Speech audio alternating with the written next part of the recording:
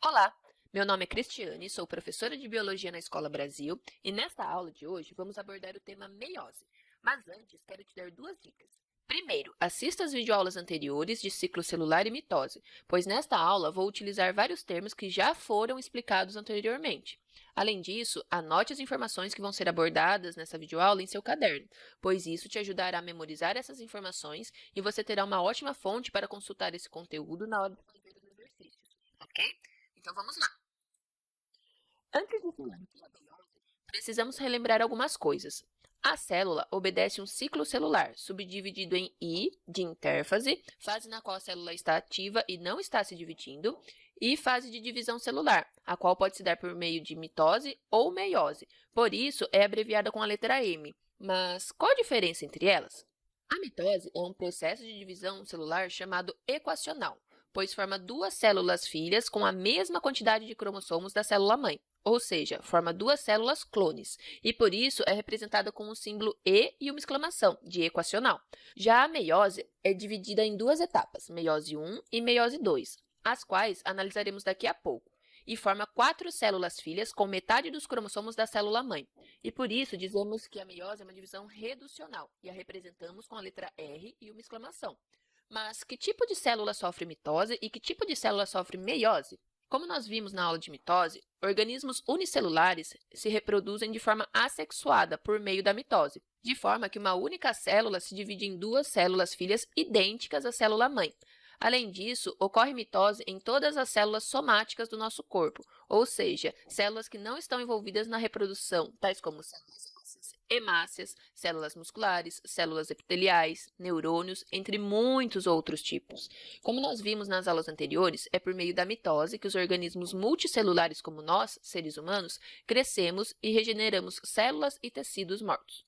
Já a meiose está envolvida na reprodução sexuada, na produção de células germinativas, tais como o óvulo e o espermatozoide, bem como os esporos de muitas plantas, tais como a samambaia. Mas por que as células germinativas sofrem meiose? Imagine se o óvulo e o espermatozoide fossem produzidos por mitose. Cada um deles teria dois conjuntos completos de DNA, ou seja, 46 cromossomos. Após a fecundação, o zigoto teria 92 cromossomos. E se isso fosse viável e continuasse, cada geração teria mais cromossomos do que a geração anterior. Isso não ocorre. O número de cromossomos precisa se manter o mesmo ao longo das gerações, e para que isso ocorra, nossos gametas são produzidos por meio da meiose.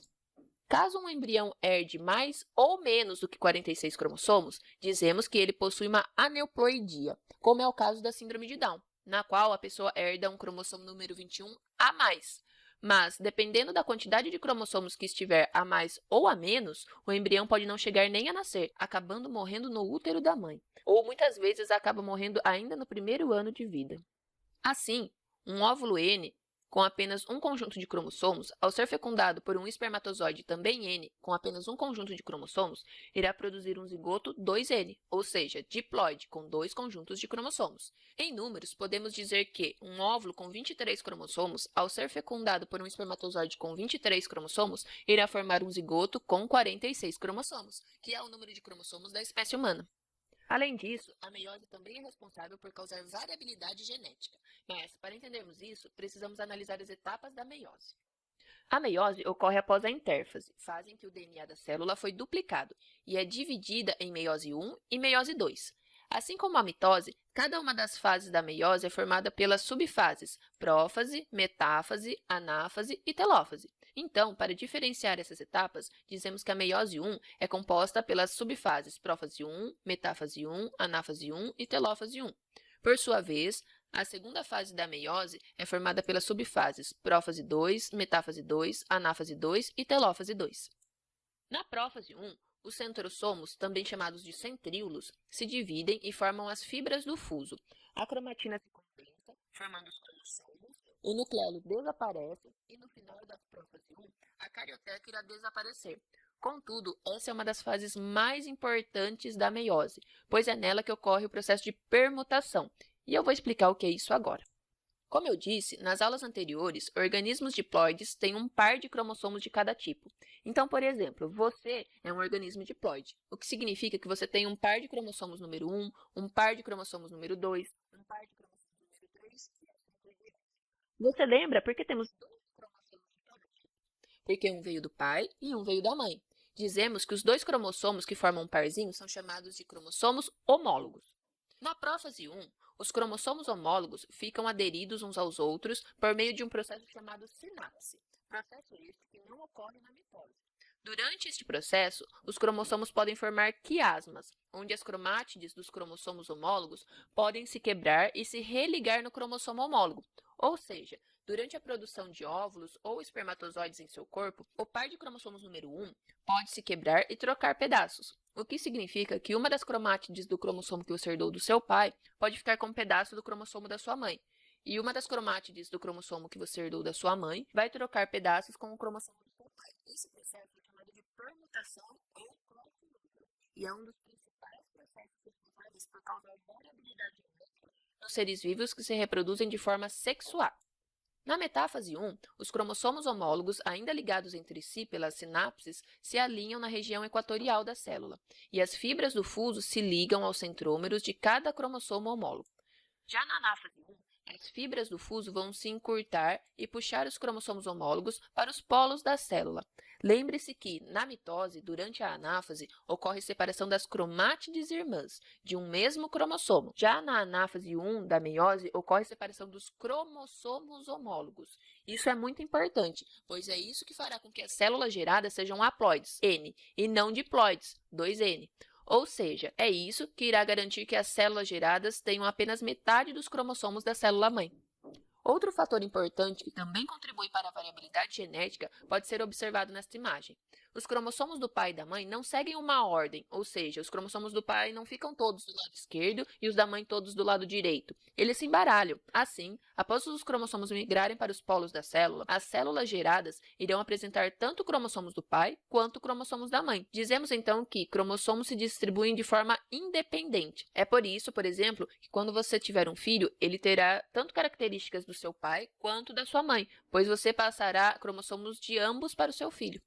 Na telófase 1, os cromossomos se descondensam, voltando à forma de cromatina. A carioteca e o nucleolo voltam a se formar, formando dois núcleos, processo chamado de cariocinese, e o citoplasma se divide em dois, formando duas células separadas, processo denominado citocinese.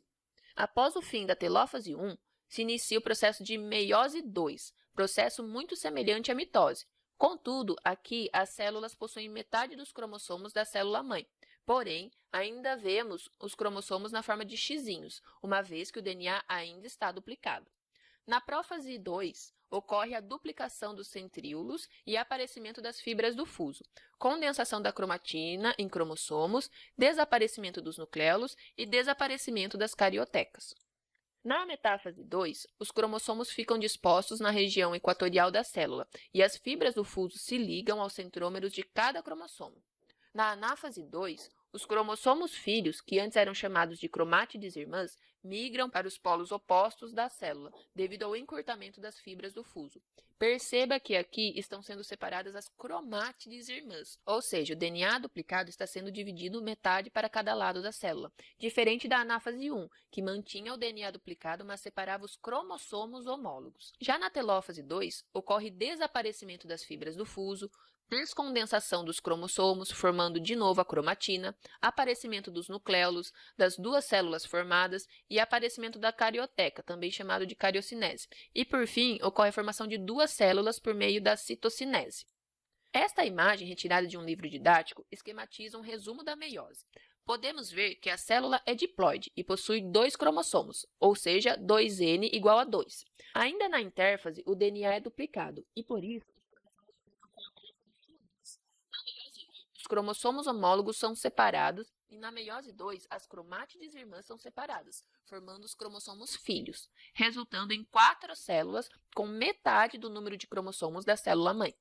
Esta outra imagem, retirada do mesmo livro, faz uma comparação entre os processos mitose e meiose. Se observarmos mais atentamente, veremos que no início da mitose, a célula possuía 6 cromossomos com o DNA duplicado. Já no final da mitose, ocorreu a formação de 2 células com 6 cromossomos cada, mas o DNA já não estava mais duplicado, pois uma cópia foi para uma célula e outra cópia foi para outra célula. Por isso, chamamos a mitose de divisão equacional. Já na meiose, ocorre 2 processos de divisão celular. Se no início da meiose havia uma célula com 6 cromossomos com DNA duplicado, no final da meiose 1 teremos 2 células com 3 cromossomos com DNA duplicado. E após a meiose 2, teremos 4 células com 3 cromossomos, cada uma com um DNA simples, não duplicado. Se montarmos um gráfico da meiose, onde o eixo Y mostra a quantidade de DNA e o eixo X mostra as fases da intérfase e da meiose, teremos o seguinte. Na fase G1 da meiose, a quantidade de DNA de uma célula diploide é 2N. Já na fase S, após a duplicação do DNA, a quantidade de DNA na célula passa a ser 4N, ou seja, duplicou. Essa quantidade de DNA continua ao longo das fases G2, prófase 1, metáfase 1 e anáfase 1. Contudo, na telófase 1, ocorre o primeiro evento de cariocinese e citocinese, formando 2 células filhas com metade dos cromossomos da célula mãe. Contudo, como o DNA está duplicado, a quantidade de DNA no gráfico volta a ser 2N. Novamente, essa quantidade se mantém ao longo das fases prófase 2, metáfase 2 e anáfase 2. Por fim, na telófase 2, quando a célula sofre cariocinese e citocinese novamente, a quantidade de DNA diminui pela metade, ou seja, fica N, pois a quantidade de cromossomos já tinha diminuído pela metade. E agora, após a separação das 2 cópias de DNA em células diferentes, cada célula ficou com uma cópia de DNA apenas e com metade dos cromossomos da célula mãe. Então, se você voltar no vídeo de mitose, verá que o gráfico da mitose apresenta apenas uma queda. Já o gráfico da meiose apresenta 2 quedas, pois a célula se divide 2 vezes. Então, agora, vamos aplicar esse conhecimento na resolução de 2 exercícios. Olha esse primeiro exercício de vestibular. O enunciado diz o seguinte. A figura abaixo representa uma célula diploide e as células resultantes da sua divisão. O que eu preciso prestar atenção? Ocorreu formação de 4 células filhas com metade dos cromossomos da célula mãe. Sendo assim, vamos analisar as alternativas.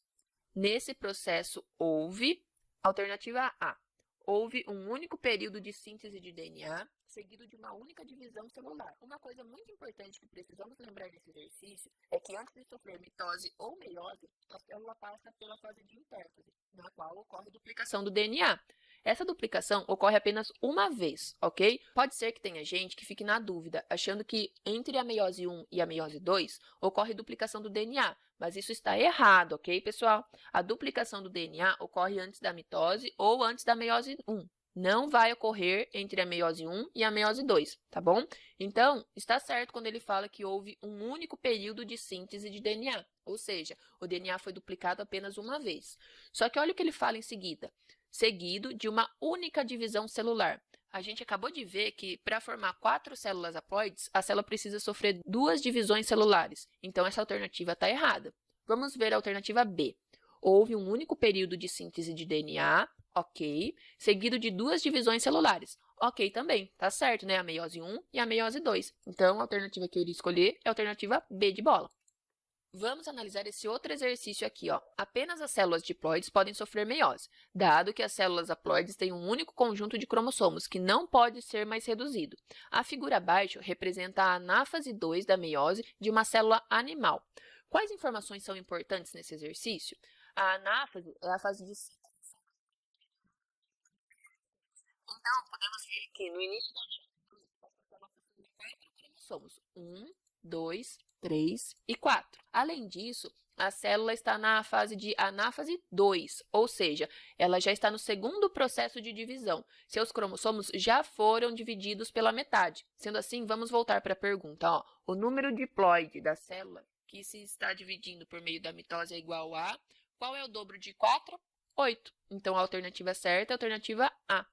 Bom, pessoal, espero que vocês tenham gostado do vídeo, que tenham conseguido entender um pouco mais sobre meiose. Complementem esse estudo lendo o resumo que a gente colocou no site, lendo os capítulos do livro didático que a gente indicou também. Tudo isso vai ajudar você a estudar e aprender ainda mais sobre esse assunto, ok? E se vocês ficarem com dúvida, saibam que eu e o Akira estamos à disposição para tirar as dúvidas, tá bom? Então, bons estudos para vocês e tchau, tchau!